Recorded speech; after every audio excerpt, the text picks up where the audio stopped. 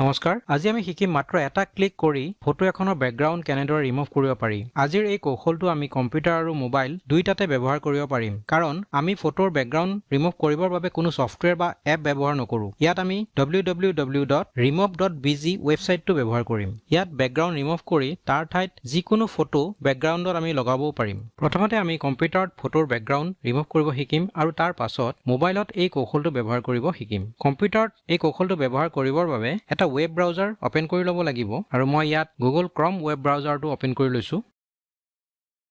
আজি মই মোৰ এই ফটোখনৰ ব্যাকগ্ৰাউণ্ড ৰিমুভ কৰিব লৈছো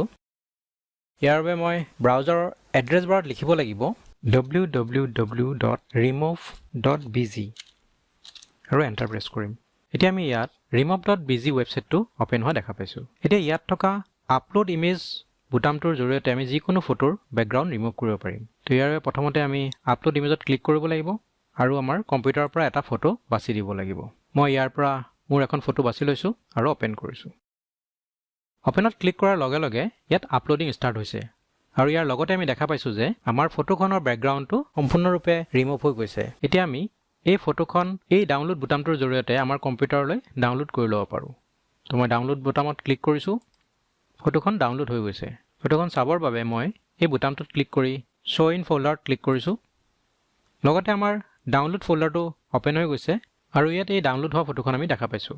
এতিয়া মই ফটোখনত ডাবল ক্লিক কৰি ফটোখন ওপেন কৰি লৈছো আৰু ইয়াত দেখা পাইছো যে মোৰ ফটোখনৰ ব্যাকগ্ৰাউণ্ডটো সম্পূৰ্ণৰূপে ৰিমুভ হৈ গৈছে এতিয়া মই এই ফটোখন ফটোশ্বপত ওপেন কৰি ইয়াৰ ব্যাকগ্ৰাউণ্ডত বেলেগ এখন ফটো দিব বিচাৰিছো তো মই এই ফটোখনক ড্ৰেগ কৰি ফটোশ্বপলৈ লৈ আহিছো এই ফটোখন PNG ফৰমেটত আছে এতিয়া মই ইয়াৰ ব্যাকগ্ৰাউণ্ডত দিবৰ বাবে এখন ফটো ওপেন কৰি লওঁ ফাইলত গৈ ওপেন কৰিছো এই ফটোখনত মই মোৰ ফটোখন আনি লগাব বিচাৰিছো ইয়াৰ বাবে মই মোৰ ফটোখনত ক্লিক কৰি ড্ৰেগ কৰি ইয়াত লৈ আহিছো তো দেখা পাইছো যে মোৰ ফটোখন ইয়ালৈ গুচি আহিছে সাইজটো মিলাই দিছো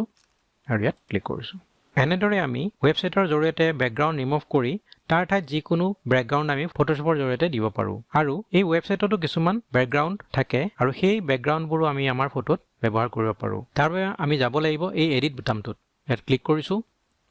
এতিয়া ইয়াত বিভিন্ন ধৰণৰ ফটো আমি দেখা পাইছো ইয়াৰ যিকোনো এটা ফটো আমি বাছি লৈ আমাৰ ফটোখনৰ ব্যাকগ্ৰাউণ্ড সলনি কৰিব পাৰো তো মই ইয়াত এই ফটোখনত ক্লিক কৰিছো বা বেলেগ এটা ব্যাকগ্ৰাউণ্ড আমি দিব বিচাৰিছো ইয়াৰ বাবে মই বেলেগ এখন ফটোত ক্লিক কৰিছো আহিছে এতিয়া এই ফটোখন মই ডাউনলোড বুটামত ক্লিক কৰি ফটোখন আমাৰ কম্পিউটাৰত ডাউনলোড কৰিব পাৰিম তো মই ডাউনলোড ক্লিক কৰিছো এখন ফটো আমাৰ ডাউনলোড হৈ গৈছে এতিয়া আমি ইয়াত ক্লিক কৰি চাওঁ আমাৰ ডাউনলোড ফোল্ডাৰত এই ফটোখন আমি দেখা পাইছো এতিয়া আমি এই ৱেবছাইটটোৰ আৰু এটা নতুন কৌশল ব্যৱহাৰ কৰিম যাৰ জৰিয়তে আমাৰ কম্পিউটাৰত সেভ হৈ থকা যিকোনো ফটো ইয়াৰ ব্যাকগ্ৰাউণ্ডত ব্যৱহাৰ কৰিব পাৰিম ইয়াৰ বাবে মই ৱেবছাইটটো ওপেন কৰি লৈছো আৰু ইয়াৰ এই এডিট অপচনত ক্লিক কৰিছো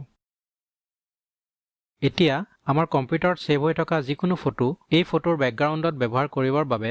আমি ক্লিক কৰিব লাগিব এই সিলেক্ট ফটো অপচনটোত তো মই ইয়াত ক্লিক কৰিছো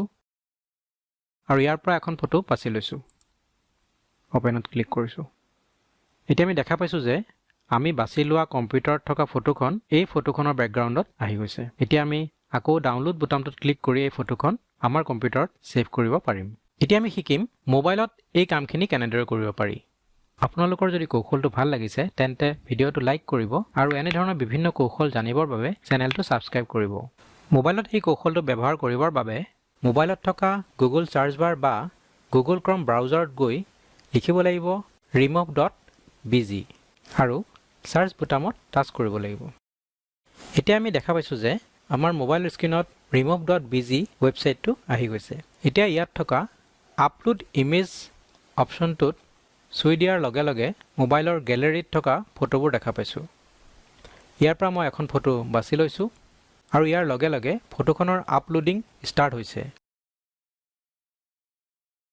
এতিয়া আমি দেখা পাইছো যে আপলোড হোৱা ইমেজটোৰ ব্যাকগ্ৰাউণ্ড সম্পূৰ্ণৰূপে ৰিমুভ হৈ গৈছে এনেদৰে আমি অকল আপলোড ইমেজ বুটামটোত টাচ কৰিয়ে ফটো এখনৰ ব্যাকগ্ৰাউণ্ড ৰিমুভ কৰিব পাৰো আৰু এই ফটোখন আমাৰ মোবাইলত সেভ কৰিবৰ বাবে এতিয়া ইয়াত থকা এই ডাউনলোড বুটামটোত প্ৰেছ কৰিব লাগিব ফটোখন ডাউনলোড হৈ গৈছে এই ফটোখন আমাৰ গ্যালাৰীত থকা ডাউনলোড ফোল্ডাৰত সেভ হৈ থাকিব এতিয়া যদি আমি এই ফটোখনৰ বেকগ্ৰাউণ্ডত বেলেগ ফটো এখন লগাব বিচাৰিছো তেন্তে এই এডিট বুটামত টাচ কৰিব লাগিব এতিয়া আমি ইয়াত কিছুমান বেকগ্ৰাউণ্ড ফটো দেখা পাইছো ইয়াৰ পৰা আমি যিকোনো ফটো এখন বাছি ল'ব পাৰো মই এখন ফটো বাছি লৈছো এতিয়া এই ফটোখন ডাউনলোড কৰিবৰ বাবে আমি এই ওপৰত থকা ডাউনলোড বুটামত প্ৰেছ কৰিব লাগিব ইয়াত আমি দুটা বুটাম দেখা পাইছো এটা হ'ল শেয়াৰ ইমেজ এই শেয়াৰ ইমেজ বুটামটোৰ জৰিয়তে আমি আমাৰ এই ফটোখন WhatsAppৰ জৰিয়তে বেলেগলৈ পঠিয়াব পাৰিম আৰু ইয়াৰ তলত থকা ডাউনলোড ইমেজ বুটামটোৰ জৰিয়তে আমাৰ এই ফটোখন আমি মোবাইলত সেভ কৰিব পাৰিম মই ডাউনলোড ইমেজ বুটামটোত টাচ কৰিছো আৰু লগতে ডাউনলোড অপচনটো আহি গৈছে মই ইয়াত থকা এই ডাউনলোড বুটামটোত প্ৰেছ কৰিব লাগিব ডাউনলোড প্ৰেছ কৰাৰ লগে লগে আমাৰ ফটোখন মোবাইলত ডাউনলোড হৈ গৈছে এতিয়া আমি এই ফটোখন মোবাইল গ্যালাৰী চাবৰ বাবে গ্যালাৰী ওপেন কৰিছো আৰু ইয়াত থকা ডাউনলোড ফোল্ডাৰটোত আমাৰ এই ফটোবোৰ সেভ হৈ থকা দেখা পাইছো এনেদৰে আমি remove.bg ৱেবছাইটটো ব্যৱহাৰ কৰি কম্পিউটাৰ বা মোবাইলত থকা যিকোনো ফটোৰ বেকগ্ৰাউণ্ড ৰিমুভ কৰি তাৰ ঠাইত নতুন বেকগ্ৰাউণ্ড লগাব পাৰো আজিলৈ ইয়াতে সামৰিছো ধন্যবাদ